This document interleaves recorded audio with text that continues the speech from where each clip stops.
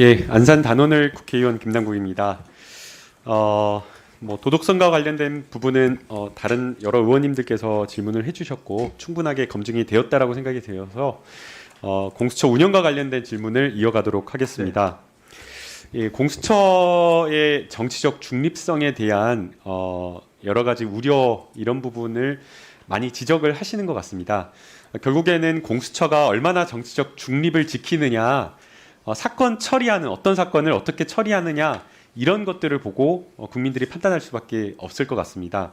그래서 이제 많은 위원님들께서 지적을 하신 대로 실제 공수처가 선택한 사건 그리고 그 기준 이런 것들이 굉장히 합리적으로 정해지는 게 굉장히 중요하다라고 보이는데요.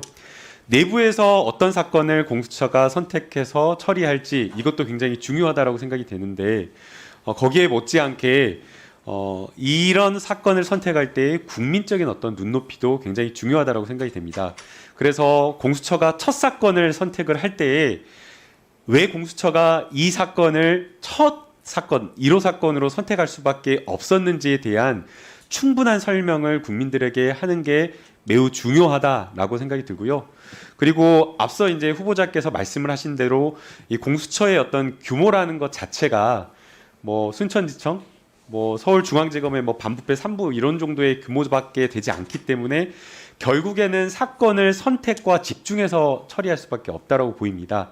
그렇기 때문에 공수처가 처리할 수 있는 그러한 사건에 대해 신중하고 그리고 국민 눈높이에 맞춰서 좀 처리해 주셨으면 좋겠습니다. 짧게 의견 부탁드립니다. 예, 지금 말씀하신 대로 공수처의 권력은 국민으로부터 받은 권력이기 때문에 국민에게 되돌려 드리겠다는 방안 중에 하나로 공수처의 중요한 의사결정에 이제 국민의 의견을 듣는 건데 일반 국민의 의견을 듣기는 어려울 거고요. 지금 아까 제가 이제 영국의 중대부정수사처 말씀드렸는데 거기서는 사건 평가위원회라는 걸 둬서 수사 개시, 그다음에 기소 여부, 그리고 아마 강제 수사, 이제 영장 청구 이런 이제 중요 결정에 있어서 법조인 또 대학 교수분 이렇게 전문가 의견을 듣는, 그러니까 수사의 밀행성에 반하지 않는 범위 내에서 아니면 밀행성을 희생해서라도 이거는 국민의 의견을 들어야 된다는 그런 중요한 문제라면 그걸 저희가 검토해 볼 수 있다고 생각을 합니다. 네, 두 번째 이제 우려가 되는 게 그 공수처에 대한 견제 장치가 많이 부족하다라고 평가를 하고 있습니다. 민주적 통제 장치가 여러 가지로 좀 부족하다라는 지적인데요.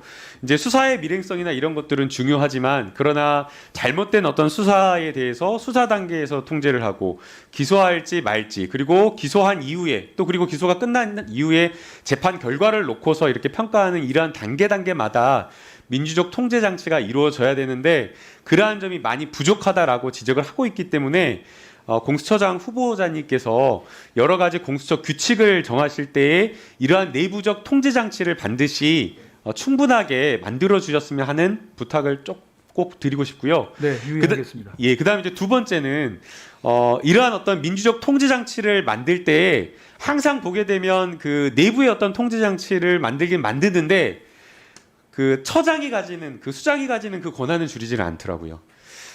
지금 검찰과 같은 경우에도 검찰총장이 가지는 권한은 줄이지 않는 방식으로 가는 경우가 상당히 많습니다. 감찰이나 여러 가지 검찰의 문제나 이런 것들을 지적을 하면 감찰, 외부 감찰 이런 것들을 늘리면서 검찰을 투명하게 하겠다라고 하면서 개혁하겠다라고 하지만 검찰총장의 가지는 권한을 줄이지는 않는 경우가 상당히 많았습니다.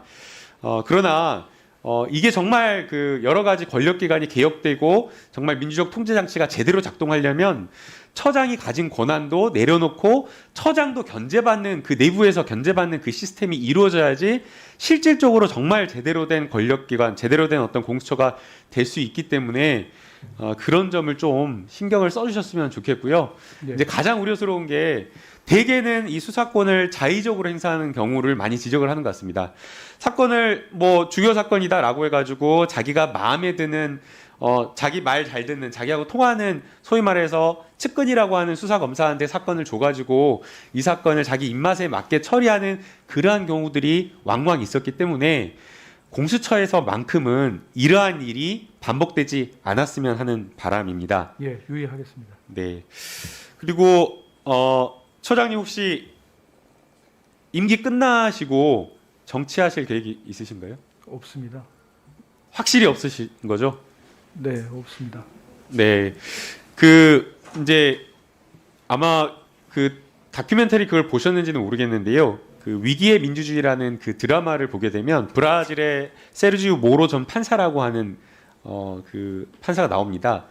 뭐 세차 작전이라고 하면서 대외적으로는 중립적인 역할을 하면서 부패 수사를 이끄는데 사실상 나중에 드러나는 결과를 보게 되면 일부 정치 세력과 결탁해가지고 굉장히 자의적이고 편파적인 수사를 통해서 본인의 어떤 인기를 얻기 위한 수사를 하고, 그리고 결국에는 궁극적으로는 나중에 자신의 어떤 그 정치적 목적을 위한 그런 어떤 발판으로 삼아버리는 그런 수사를 했었거든요.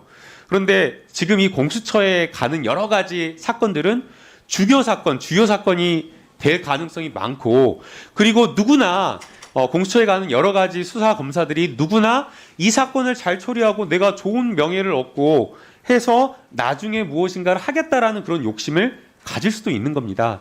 그렇기 때문에 더더욱 이 공수처에 가는 수사 검사들은 개인적인 욕심이라든가 정치적 욕심, 이러한 것들에 대해서 더더욱 엄격한 그런 어떤 도덕적 기준, 이러한 것들을 가진 사람들이 와야 된다라고 보이고요.